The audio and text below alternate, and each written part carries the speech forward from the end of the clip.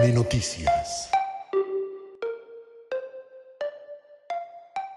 Hola, un saludo muy especial para todos los lectores, seguidores de IFM Noticias, a todos los que nos ven y nos escuchan a través de las diferentes plataformas. Y estamos con noticia de última hora alrededor del juicio que se le sigue al expresidente Álvaro Uribe Vélez, porque acaba de ser suspendida la audiencia de hoy, luego de que se interpusiera una acción de tutela. Para ello y para hablar de este tema, tenemos a dos expertos juristas. Ellos son el doctor Bernardo Henao y el doctor Andrés Úsuga, que están ya con nosotros. Vamos a darle la bienvenida a ellos. Doctor Henao, doctor Úsuga, bienvenidos a IFM Noticias.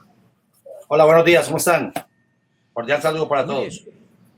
Doctor Henao, ¿cómo está usted en Bogotá? Muy buenos días, Ignacio. Muy buenos días, Andrés. Un gusto estar en el programa. El doctor Andrés Úsuga, que es recurrente colaborador de IFM Noticias, pues está en la ciudad de Medellín. El doctor Bernardo Henao, que además es columnista de IFM Noticias, está en Bogotá. Quiero iniciar para que ustedes nos cuenten qué es lo que está realmente pasando en medio de este juicio al expresidente Álvaro Uribe Vélez. Comenzamos, doctor Andrés Úsuga, usted, ¿cuál es su visión sobre este juicio? Bueno, yo creo que lo he dicho en varios medios de comunicación previamente y me parece grave que se haya incluso autorizado esa valoración de esas pruebas que fueron tomadas de forma irregular o fueron tomadas de forma ilegal, inclusive por el entonces magistrado José Luis Barceló. Ya iniciando lo que vimos desde ayer y lo que pasa hoy, yo creo que evidentemente tiene muchas más características de un juicio político que de un juicio con características técnicas o judiciales. Me parece que es tristemente ahora que decirlo, pero es verdad. Y hasta ahora se nota la abierta animadversión por parte, incluso, que no debería ser así. Uno entiende que los llamados representantes de las víctimas, de los señores que están ahí, sus abogados, sus testigos, sean hostiles hacia el señor expresidente Álvaro Uribe Vélez. Pero lo que uno no puede entender es que la judicatura se muestre con tanta animadversión respecto inclusive de sus defensores, del doctor Jaime Lombana y el doctor Jaime Granados, que son los que hemos visto actuando desde el día de ayer. Entonces yo creería que es un momento difícil del país, pero creo que no es gratis que se empiece en medio de tanto agite político, de todas las cosas que están pasando, con esa animadversión y con esa fuerza en contra de los intereses de Álvaro Uribe Vélez, que, como repito, creo que ni siquiera debería estar ni en juicio, ni le hubieran debido autorizado esa valoración de las pruebas de la interceptación de su teléfono cuando supuestamente estaban interceptando de un congresista distinto. Doctor Henao, su visión sobre lo que está ocurriendo hasta el momento, y en un momentito hablamos de lo que viene ocurriendo el día de hoy, pero su visión hasta el momento. Yo siempre he pensado que este juicio está en una situación supremamente entendible, porque si bien no lo menciona Andrés, pero sí lo tiene presente, quien instauró la denuncia inicialmente fue el presidente Uribe contra Iván Cepeda. Posteriormente, en una situación que soltaron, digamos, como se diría vulgarmente en el argot popular, y no dejaron vinculado al proceso a Iván Cepeda, le tocó dar comienzo a que empezaran a investigar al presidente Uribe y se inició el proceso. Y desde que este proceso se inició, yo siempre he creído como el juicio de Kafka, que este es un caso supremamente grave, lo vivió él y desde luego en su obra magistral lo registró y estamos viendo ya en todo este tiempo que ha pasado el viacrucis al que ha sido sometido el presidente Álvaro Uribe y desde luego todas las situaciones que ha tenido que vivir la defensa. No les ha sido fácil bajo ninguna circunstancia actuar en ese proceso y la forma como se ha precipitado y la urgencia que supuestamente se tiene que para que no prescriba el caso hace que se tomen unas decisiones con una celeridad que uno en los arbores judiciales no conoce antecedente. Y este caso en particular, pues es un caso histórico. La primera vez que un expresidente está, digamos, en esta situación de sentado ya en una acusación presentando formalmente un juicio. Y ya vemos pues cómo se está dando toda esta situación ya frente al juicio y por supuesto internacionalmente. Yo sí estoy de acuerdo con el doctor Andrés que se violaron todas las normas sobre el tema de el no se respetan las conversaciones cliente-abogado. Muy grave se me hace y creo que como viene a ocurrir ahora en lo que vamos a pasar más tarde a mirar, pues ya analizaremos las decisiones de lo que pasó ayer en la audiencia y de lo que hoy continuó decidiendo la jueza. Precisamente sobre eso ayer hubo algo que motivó bastante escándalo en el país y es lo que algunos han denominado una especie de dictadura judicial por cuanto se recusa a la juez 44, pero ella misma resuelve ese impedimento y de que se dice por parte de algunos juristas que se debió haber ido a otra instancia. ¿Ustedes nos pueden precisar un poco de esto, doctor Úsuga, doctor Henao? ¿Quién quiere responderme al Sí, respecto? sí, lo primero yo creo que un poquito de pedagogía con la gente de qué significa una recusación. Es cuando en medio de cualquier proceso judicial, una de las partes considera que quien está juzgando, quien va a ser el juez, tiene algún tipo de impedimento para administrar justicia con absoluta idoneidad o con absoluta imparcialidad. Entonces, si tiene algún tipo de vínculo, si ha mostrado algún tipo de animadversión, si ha mostrado algún tipo de sesgo respecto de la causa del caso, o de la causa o del personaje que está siendo enjuiciado. Y evidentemente fue lo que pidió la defensa.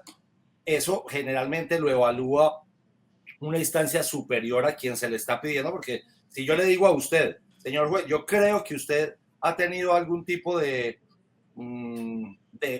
no sé, favores, le debe algún tipo de líneas a quienes en algún momento estuvieron involucrados con el caso, que este es, creo que muy evidente, el señor José Luis Barceló, el magistrado, que no recuerdo el nombre de quien está hoy todavía en la sala penal de la Corte Suprema de Justicia y sigue poniendo abogados o sigue poniendo jueces o sigue poniendo magistrados. Entonces yo creo que se debería hacer una evaluación por parte de la instancia superior, que en este caso es el Tribunal Superior de Bogotá, sala penal, pero ella misma decidió que no tenía ningún impedimento y simplemente continuó el caso. Yo creo que lo que están haciendo es viciar el caso aún más de las nulidades que ya vienen acumulando durante el tiempo. Y creo que lo que se debe hacer es un llamado a la comunidad internacional, a los organismos internacionales, inclusive de derechos humanos, que siempre han sido tan adversos al personaje que está siendo juzgado, Álvaro Uribe Vélez, para que miren con ecuanimidad cómo la justicia colombiana, o quien está en este momento ejerciendo como la justicia colombiana, no está ejerciendo con la suficiente imparcialidad, sino que al contrario, como lo decía el doctor Bernardo ahorita, están corriendo como para que no se les venzan los términos después de que hay cosas que pasaron hace muchísimo tiempo y no es culpa de quien está siendo inculpado que haya sido negligente o lenta la justicia, pero ahora entonces, por hacer las cosas de afán, creo que las están haciendo supremamente mal. Antes de que vamos con el tema de los tiempos, y que yo creo que ahí corre un afán y que nos expliquen un poco esto, doctor Bernardo, ¿hay entonces en ese comportamiento de ayer de la recusación algo que podemos denominar entonces dictadura judicial? En tema de lo que pasó ayer, el doctor Jaime Granados fue muy claro en argumentar y sustentar los motivos por los cuales recusaba a la juez. Y por supuesto hizo un amplio análisis y lo soportó adecuadamente. Eso significa que debe darse aplicación al artículo 143 del Código de Procedimiento. Pero allí, en la forma como se dice, es si la juez hubiese aceptado estar impedida, pues la separaba del caso. Si no lo acepta, como efectivamente no lo aceptó, tenía que darle trámite al tribunal, al superior. Y obviamente esta señora, en clara actuación, que quiso justificar con un argumento por completo debatible y discutible, decidió que no aceptaba la recusación, pero decidió también continuar el caso. Y entonces en ese momento toma una determinación que todos vimos y quedamos sorprendidos al no aceptar y decide dar comienzo al juicio y empieza desde luego a tomar el testimonio de Iván Cepeda, que es el testigo, digamos, principal de esta causa. Pero ahí, a mi juicio, particularmente, sí creo que estamos ante una clara y notoria vía de hecho. Es más, el doctor Jaime Lombana, cuando pretendió dejar la constancia de la vía de hecho, lo cortó de una manera maleducada, diría yo, para no darle otro término, pero no le dejó dejar su respectiva constancia. Entonces, esto ya atenta seriamente contra el ejercicio de la defensa y desde luego contra el debido proceso, porque la defensa está en su legítimo derecho y los recursos que se interpongan, las nulidades que se instauren y desde luego las recusaciones que se presenten, y en este caso la que se presentó, tiene que surtir el trámite de ley. Según entiendo, entonces, abogados, en este caso lo que ocurre es que esto genera, esa actitud de la juez 44, genera que la defensa interponga hoy una tutela, que es lo que ha llevado a que se suspenda al menos hasta las 2 de la tarde la audiencia de hoy. Sí, evidentemente lo que está pasando, y como lo decía el doctor Bernardo, se viola derechos fundamentales del defendido o de quien se está procesando en este momento. ¿Y qué derechos fundamentales? El artículo 29 de la Constitución Política es el debido proceso. Y muchos más artículos en la propia Constitución le dan, en un Estado social, democrático y constitucional de derecho, una cantidad de garantías a los ciudadanos que están siendo procesados, porque es que aquí se está hablando del bien jurídico más importante luego de la vida, que es la libertad. O sea, esto no es un juego. Y en ese orden de ideas tiene que ser con todas las garantías. Y lo que estamos evidenciando, querido José Ignacio y doctor Bernardo, es un afán por surtir una cantidad de etapas, de procesos, de testimonios, de practicar todas las pruebas y de fallar, siente uno, muy rápidamente en contra de un ciudadano. Y de acuerdo a eso, yo creo que es muy bueno lo que hemos venido viendo en una parte, y es tantos canales de televisión transmitiendo el juicio de Álvaro Uribe Vélez. Eso está muy bien. ¿Por qué? Los ciudadanos, y es la invitación que hacemos, deben observar, deben mirar. Y como lo decía en algún momento el barón de Montesquieu, una injusticia contra un solo ciudadano es un peligro para toda la sociedad. Y mucho más cuando ha sido, si ni siquiera una persona de la dignidad de Álvaro Uribe Vélez puede contar con la imparcialidad de la justicia, imagínense lo que nos podrá pasar a los ciudadanos de a pie. Doctor Bernardo, ¿en qué consiste la tutela concretamente? Estamos sin audio, doctor Bernardo. Como lo expliqué, el artículo 143 establece el procedimiento. Y por supuesto, en lo que ocurrió ayer, pues obviamente lo obvio hubiese sido remitir para que el superior, como ordena este artículo, decida lo pertinente en la recusación.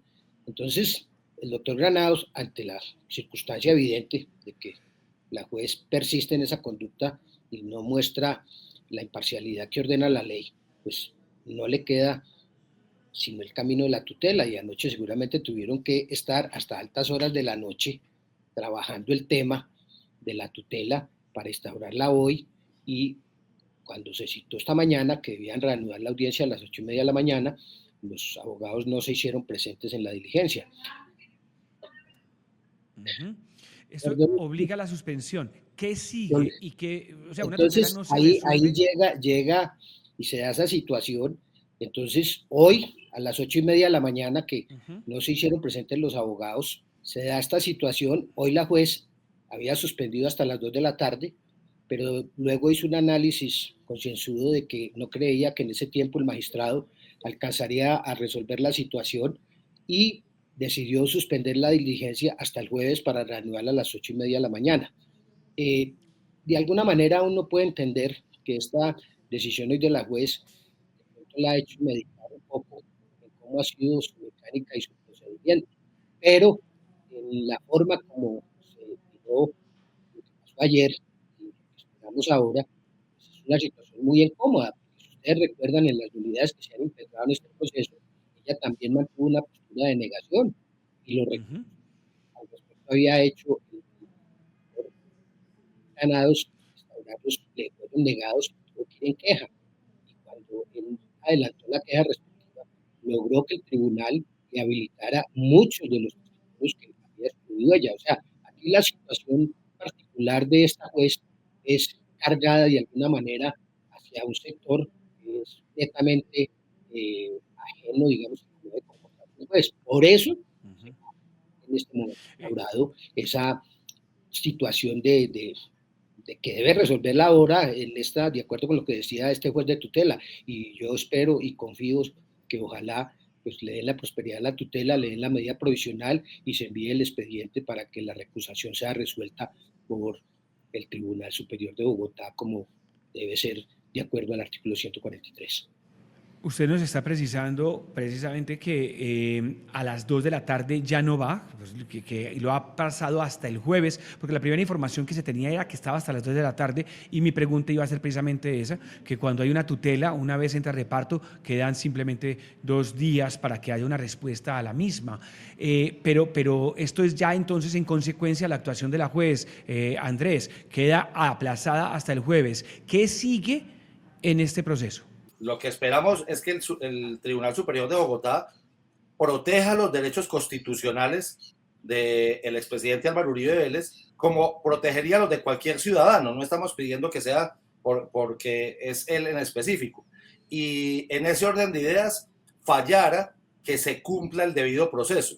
Esto es, el Tribunal Superior de Bogotá, a donde llegue a reparto la tutela, esa sala de magistrados de allá, lo que supuestamente deberíamos esperar, y enseña uno en clase, ¿cierto? Porque aquí con este caso tan extraño ni siquiera sabemos hacia dónde va eso, pero lo que dicen los libros, lo que dice el Código de Procedimiento Penal, el SPOA, es que suba o el Código General del Proceso, es que suba donde el superior jerárquico y este falle en derecho. ¿Qué sería fallar en derecho, José Ignacio?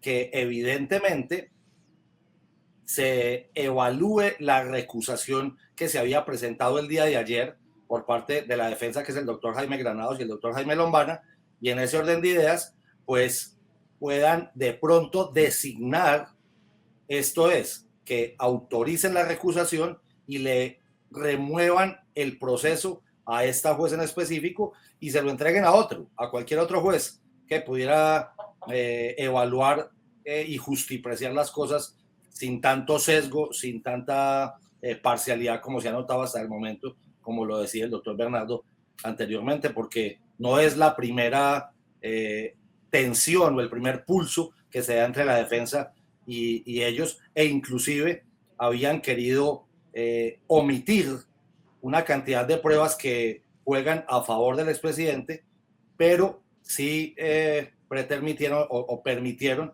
que llegaran al juicio esas chuzadas por parte del magistrado Barceló cuando supuestamente estaba haciendo una interceptación a otro congresista del departamento del Chocó.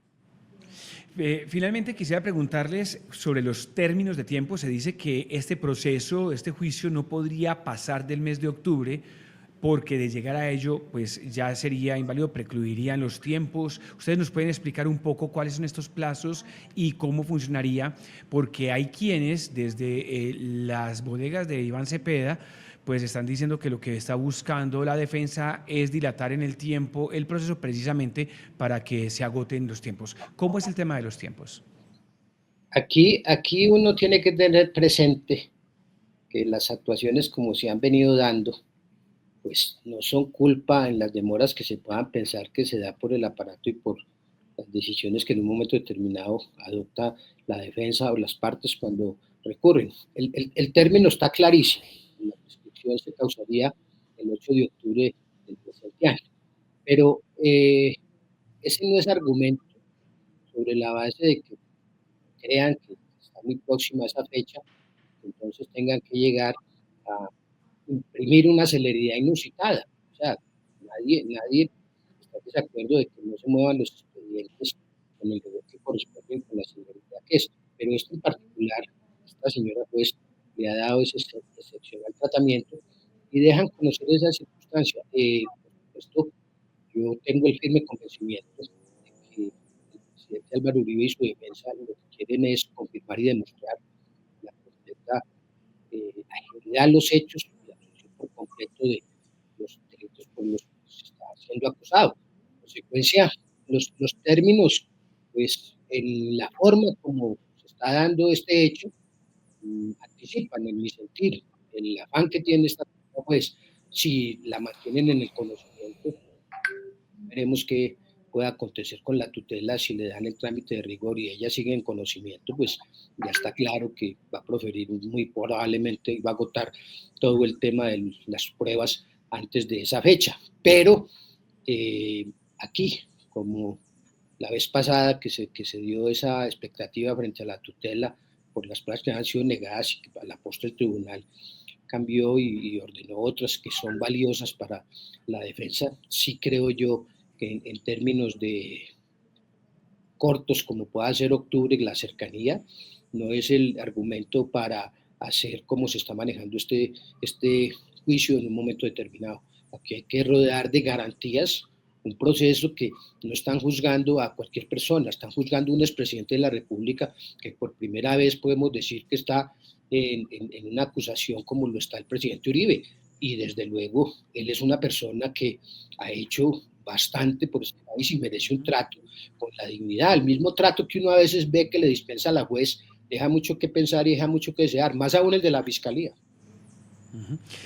Quisiera yo preguntarle al doctor Úsuga si se puede afirmar que es evidente en la juez la velocidad y si ponemos sobre el papel también esa línea de cambio en la fiscalía que en el pasado incluso había solicitado insistentemente a la juez que precluyera el tema y de repente terminó acusando. ¿Cómo entender esto? ¿Es precisamente ese afán el que hay en este momento entre la fiscal o el fiscal y la juez para sacar esto antes de que se agoten los términos?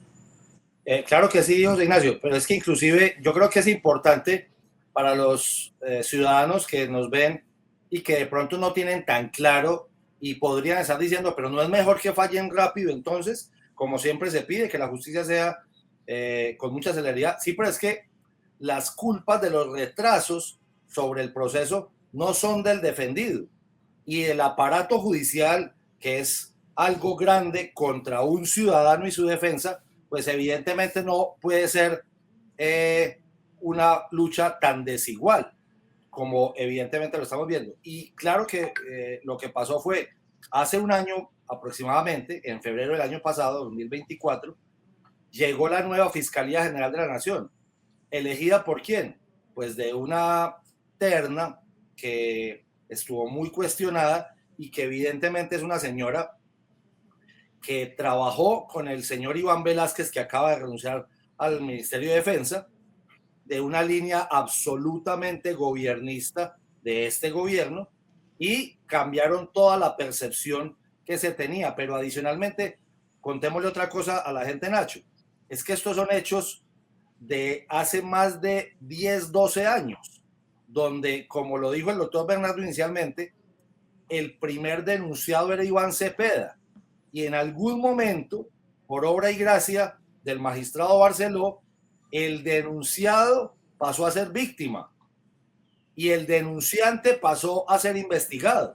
Entonces, la cantidad de retrasos que se han tenido son en parte, de hecho, diría yo que el 90%, por parte del propio aparato judicial, donde han tenido fiscales tan perversos, que ahí lo estamos viendo inclusive como supuesta víctima al señor Montealegre, al señor Perdomo, y en ese orden de ideas no se le puede endilgar, como lo vienen haciendo las bodegas petristas y cepedistas, que los retrasos sean culpa de la defensa o que sean culpa del señor Álvaro Uribe Vélez. Si el aparato judicial no fue capaz de recolectar las pruebas reales para poder acusar a Álvaro Uribe Vélez, pues eso no es culpa de Álvaro Uribe Vélez, ni es culpa de su defensa. Entonces, yo creo que es muy importante y reitero la invitación a que los ciudadanos sigan el juicio en directo, así sea como un radio. Usted puede ir trabajando y lo puede ir escuchando, para que se den cuenta la gran animadversión por parte de esta juez y por parte de la fiscalía, de cómo están empecinados en condenar a un expresidente de la República sin pruebas reales y simplemente con el testimonio de un señor que pasó de ser denunciado a supuestamente ser una víctima. Abogados, quiero agradecerles mucho su presencia hoy en este espacio de IFM Noticias para analizar este tema que se ha generado ya de última hora, la suspensión del juicio, no del juicio, la suspensión de la audiencia hasta el próximo jueves por la acción de tutela interpuesta por la defensa del expresidente Álvaro Uribe Vélez, precisamente pidiendo garantías, que no es la primera vez, ¿no? Esta es ya como la segunda, tercera, doctor Henao, ¿no? Así es, y yo tengo el firme convencimiento de que va a ser crucial la decisión que adopte, porque ayer había conectadas más de 20.000 personas y lo que más me llamó la atención fue que vi casi todos los medios periodísticos conectados. Y a mí me encanta que esto sea así, porque esa es la naturaleza de las audiencias públicas. Y por supuesto, todo el país debe enterarse de cómo se está surtiendo este tema. Y uno se da seguimiento viendo los comentarios que exponen las personas, razonadas o no, pero ahí todo el mundo empieza a opinar con su pasión. Pero lo cierto es que la naturaleza jurídica de este proceso sí se convirtió en una naturaleza de un juicio netamente político.